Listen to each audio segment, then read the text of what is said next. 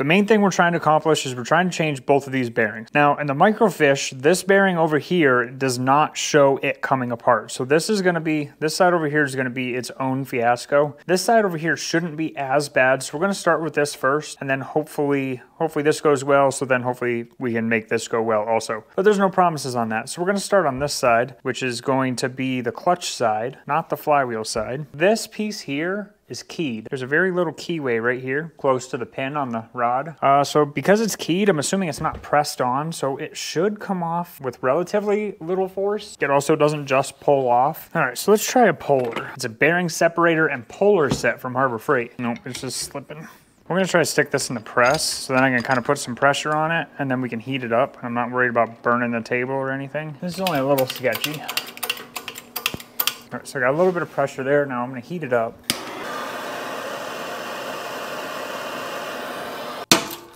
There it goes, Jesus.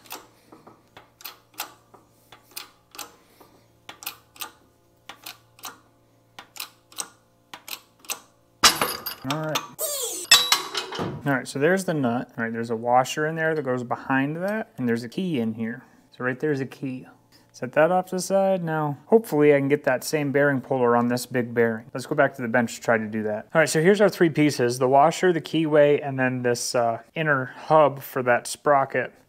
Now we're gonna be working on just trying to get this big bearing off. So I just went to wipe that off and realized that the crank bearing itself just pulls off. That saves me so much headache. So the crank bearing comes right off, but yet you need like a 10-ton press to get that fucking thing off. Whatever, I'll take it, I guess. All right, so the bitch about this is this side is not keyed like this side was. This side needs to go back together a very specific way so that the counterbalance shaft gets lined up. Well, this side here is even more important, I would say, probably, but it is not keyed. Now, the only markings that's on this, and I don't know if it's going to show up on the camera, but there's a little dot, and that lines up with a keyway near as I can tell. I need to get this gear, this sprocket here, pressed back on the exact same spot it is right now, or else it's going to throw off the timing of the motor. If you look on the microfiche, this isn't actually a separate unit, so that's kind of telling me that Yamaha doesn't expect you to pull this apart to service this bearing. I'm assuming you would have to buy this whole piece and then get the crank pressed together. We're going to not follow that rule. So basically, what I want to do is I want to mark this somehow very, very well and permanently so that I have something to locate off of when I get this back on here. So I almost think I'm going to stick a burr bit on the die grinder and just kind of bury the nose of it into the corner there. And then basically this just needs to mate back up with where that burr ball mark is. All right, make sure you got your safety squints on.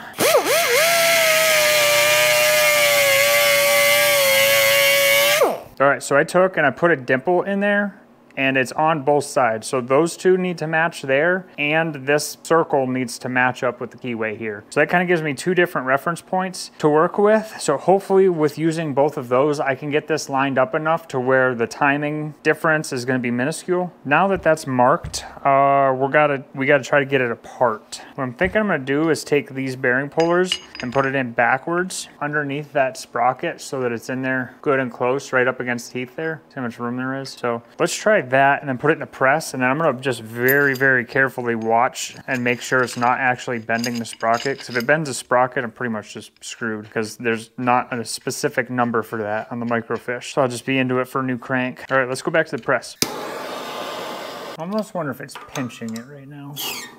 Like, because right now it's kind of like this, shaped like this. And then as you drop pressure down, you start pushing on it, it gets closer together, kind of like this. So I wonder if it's pinching it. The best thing to do then would be to probably loosen these nuts up to give it a little bit of room. There. That gave me a little bit of room there. Holy shit, Jesus. Hey, it came off. Yay. Jesus. Yay.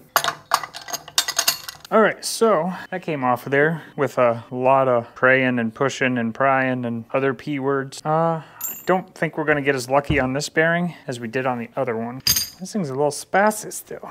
Oh man, that's gonna be close.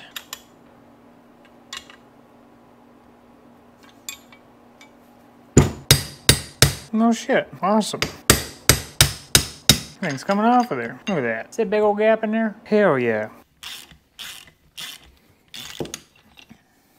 All right, so there's a bare crank. Now to put new bearings on, we're gonna start with this side here because this was the easier side. So I'm hoping this goes back together easier. So I have bought all new bearings. This bearing here is a 6306 C4. It's a Koyo bearing. I took this down to my local Napa. They did a little bit of digging, but they got it for me. So I've got new bearings for this.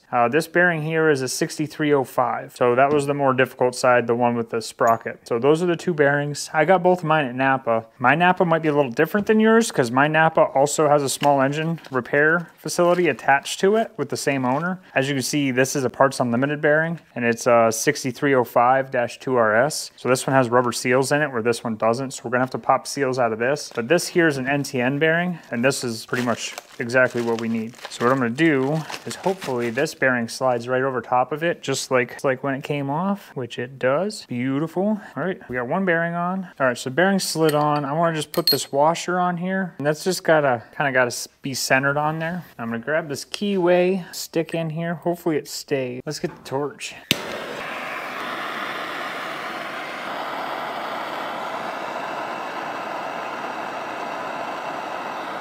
All right, so we're gonna try to do this fast. We're gonna try to watch the keyway.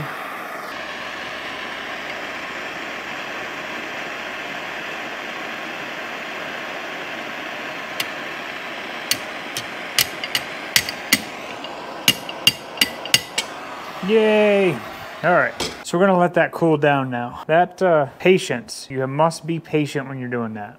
If the keyway started to shift a little bit in the crank, like I just pulled it right back off because you saw the first time I didn't do that and it got stuck. That side is together. That was the one that was keyed and fairly easy. Now, hopefully the next side will go okay, hopefully. All right, so before we go back over to the vise, this bearing that I got for the other side is a -2RS, which means it's got 2 rubber seals in it, and we don't want that for this crank bearing. Everything is identical on this bearing, ID, OD, the width, everything's the same, except it's got this rubber seal on it. So we're gonna have to use a screwdriver and pick this seal out of both sides. Should be able to just pop it out with a flathead. There's one.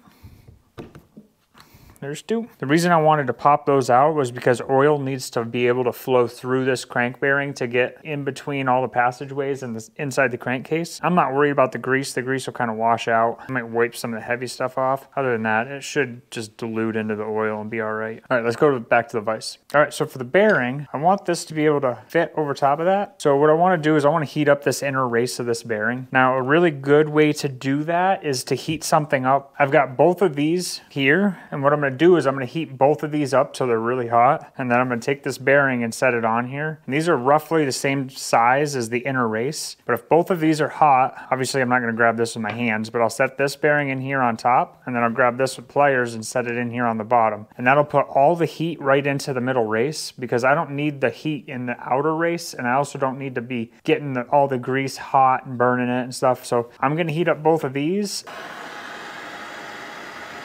All right, so this thing's smoking a little bit, so I think that's gonna be good enough. Space these out a little bit, just because. Set this bearing here on top. Now we're just gonna let that sit for, I don't know, 5 minutes, something like that. All right, I think that's been about enough time. No, that's not gonna melt anything. Fuck it.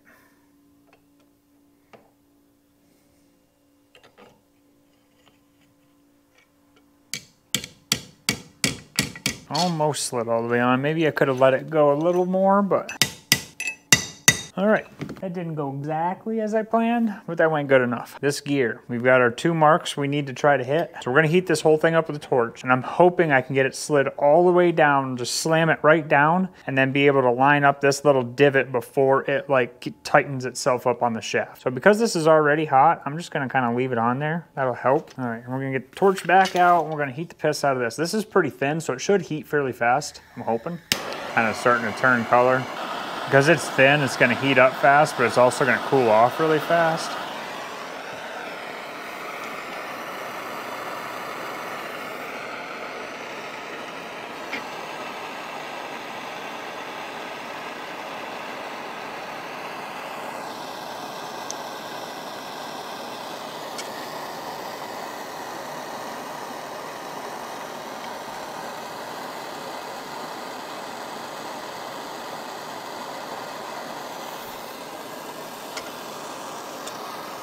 Holy shit, I think that worked perfectly. Sweet. All right, that's exactly how you do it. So I had it hot, it slid right over, it had zero hesitation. I got it all the way to the bottom, and then it still was perfectly free, and I could rotate it just a little bit. I only needed a second, but the grinding marks were definitely super easy because they were right down next to there. So once I was already seated, I wasn't trying to look down the end of the shaft and line up the keyway with that dot there. So putting that little mark right there on the crank was like awesome. So highly recommend doing that. I've been putting this crank off for a really long time because I didn't want to have to do all this, but I'm glad that I did it, and I'm glad that it's done. And the only reason I did this was for you guys, because this didn't actually need crank bearings. So I just did it so I could show you guys. So hopefully you guys got some value out of that.